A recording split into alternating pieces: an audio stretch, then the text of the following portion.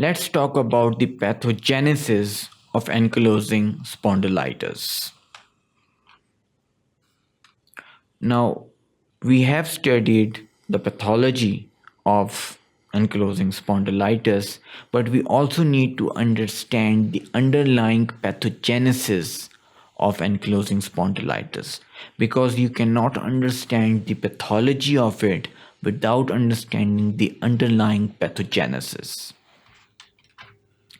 Now, we do not know what is the exact cause or what is the exact incitatory event which starts the whole process of ankylosing spondylitis, that is, the ossification of the vertebral column or certain synovial joints.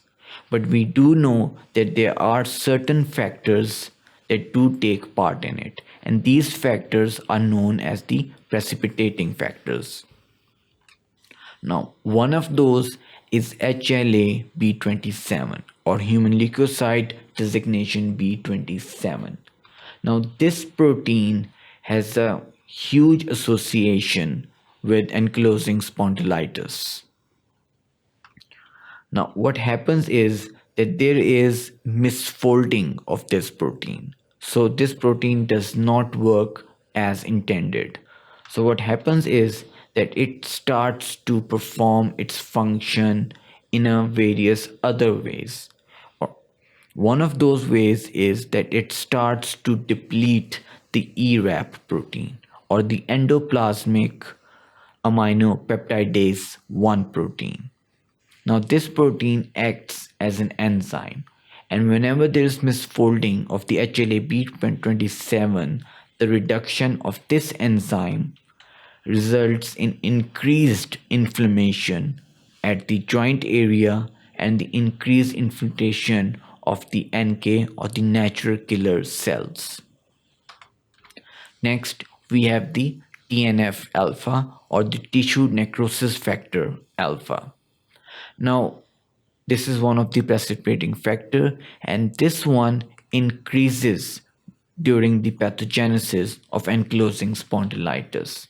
And whenever TNF alpha increases, it is either due to increased expression of certain genes or due to the increased inflammation at that site. So the genes which increase the expression of TNF alpha are usually the TNF-RSF1A. They are also the LTBR. It can be TBKBP1. Now, these three genes are also involved in other arthritis, such as rheumatoid arthritis. Now, this point is important because it will be explained in about few minutes. The third and another important precipitating factor is the increased amount of interleukin number 23 and number 17. So whenever there is an increased amount of these interleukins, which are actually pro-inflammatory cytokines, that these cytokines increase the inflammation, usually at the joints, the synovial joints.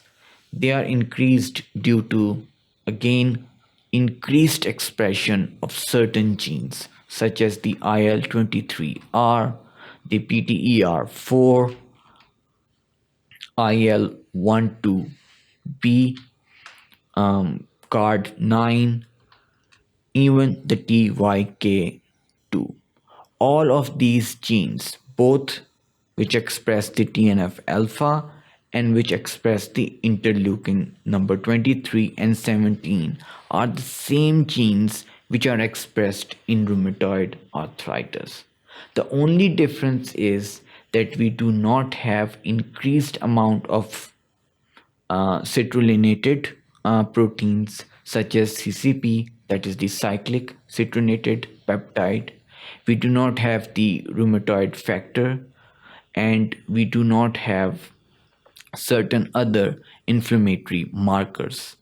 And because of this, ankylosing spondylitis at the pathogenic level can be differentiated from the other arthritis.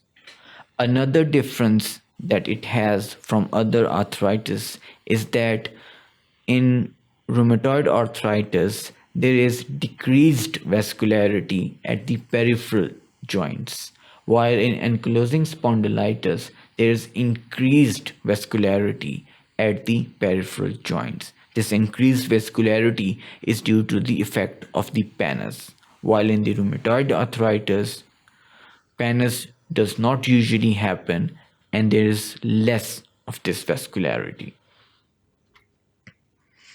Now, all of these three precipitating factors, that is the misfolding of the HLA-B27 and the increased expression of the TNF alpha and interleukin 23 and interleukin 17, result in either the inflammation of the sacroiliac joint or certain peripheral joints, resulting in peripheral lesions.